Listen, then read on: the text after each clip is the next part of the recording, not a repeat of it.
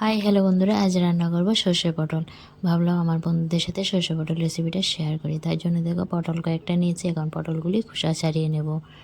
তো দেখো এইভাবে খোসাগুলি ছাড়িয়ে ভালো করে ধুয়ে নিয়েছি। এখন সরিষা তো লাগবে, তো তার জন্য সরিষা একটা পাউডার তৈরি করব। সরিষাটা হালকা একটু গরম করে নেব। সরিষা কিন্তু ভাজবো না, হালকা একটু গরম করে নিয়ে জাস্ট মিক্সিতে দেখো পেস্ট করে নিয়েছি, একদম পাউডার পেস্ট হয়ে গেছে, দেখতে পাচ্ছ। তো অনেকটা হয়েছে, তো যেটুকু আমার দরকার মানে সরষেটা নেব, বাকিটা রেখে দেব। তো একটা বাটিতে নিয়ে গুলে জলে গুলে দিয়ে দেবো আর কি, আবার পাউডার হিসেবেও দেওয়া যাবে। তো দেখো পরিমাণ মতো বাটির মধ্যে নিয়ে নিলাম। এখন জল দিয়ে কিছুক্ষণ এভাবে গুলে রেখে দেব। সুন্দর করে নাড়াচাড়া দিয়ে মিশিয়ে নিলাম। এই যে গুলা হয়ে গেছে, কি সুন্দর একটা দেখো সর্ষে পেস্ট হয়ে গেছে। তো পটলগুলি এখন হলুদ লবণ মাখিয়ে তারপর ভেজে নেব। লবণ হলুদ মিশিয়ে নিলাম। এখন কড়াইতে তেল দিয়ে রাখলাম, তেলটা গরম হয়েছে, নাড়াচাড়া দিয়ে এখন পটলগুলি একে একে ভেজে নেব। আমার না পটল খেতে ভালো লাগে না, এভাবে যদি সরিষা দিয়ে রান্না করি না ভীষণ ভালো লাগে। তো দেখো পটলগুলি দিয়ে দিলাম, উল্টে পাল্টে একটু ঢাকা চাপা দেব।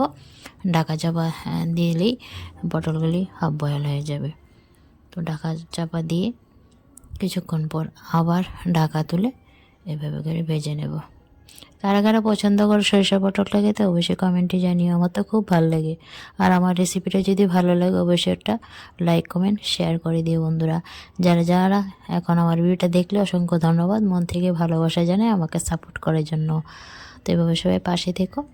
তো দেখো এখানে আমি সরিষার মধ্যে পরিমাণ মতো হলুদ গুঁড়ো আর লঙ্কা গুঁড়ো দিয়ে আবারও গুলে নিলাম। খুব সুন্দর দেখো কালারটা হয়েছে। আর জিরে গুঁড়ো ধনে গুঁড়ো দেবো না এটাতে। এই যে পটলগুলো ভেজে তুলে নিলাম। আর এদিকে তো আমার সর্ষে পেস্টটা রেডি। তো কড়াতে তেল দিয়ে নাড়াচাড়া দিয়ে নিলাম, গরম হলো একটা কাঁচা মানে শুকনো লঙ্কা ছিঁড়ে দিলাম, আর কালি জিরা ফোড়ন দিলাম। সর্ষে পটলে বা সরিষার যে কোনো জিনিসে কিন্তু রান্নার সময় কালি জিরা দিলে ভালো হয় ফোড়নে। তো দিয়ে সর্ষে পেস্টটা দিয়ে দিলাম, দিয়ে ভালো করে একটুখানি কষিয়ে নেব। বাটি ধোয়া জলটা দিয়ে আবারও কিছুক্ষণ কষিয়ে নেব। তো দেখো খুব সুন্দর করে কষিয়ে নিলাম। এই যে কষানো হয়ে গেছে প্রায়। ভালো করে কষিয়ে নিলে কিন্তু সর্ষে পটলটা খেতে বেশ ভালো লাগে। এখন ভাজা পটলগুলি দিয়ে আর একটুখানি নাড়াচাড়া দিয়ে কষিয়ে নেব। তো বন্ধুরা আমার রেসিপিটা সিম্পলি করলাম, অনেকেই ভালো আমার চেয়ে পারো রান্না করতে। তো আমি যেহেতু ডেইলি ব্লগ শেয়ার করি, আজ সর্ষে পটলটা রান্না করছি বলে তোমাদের সাথে শেয়ার করছি। তো দেখো একটুখানি জল দিয়ে দিলাম, গরম জল ছিল, দিয়ে দিলাম। পটলটা সিদ্ধ হবে, সরিষাটা একটু সিদ্ধ হবে। তো দিয়ে দিলাম পরিমাণ মতো লবণ, দিয়ে নাড়াচাড়া দিয়ে মিশিয়ে আবারও কিছুক্ষণ ফুটিয়ে নেব।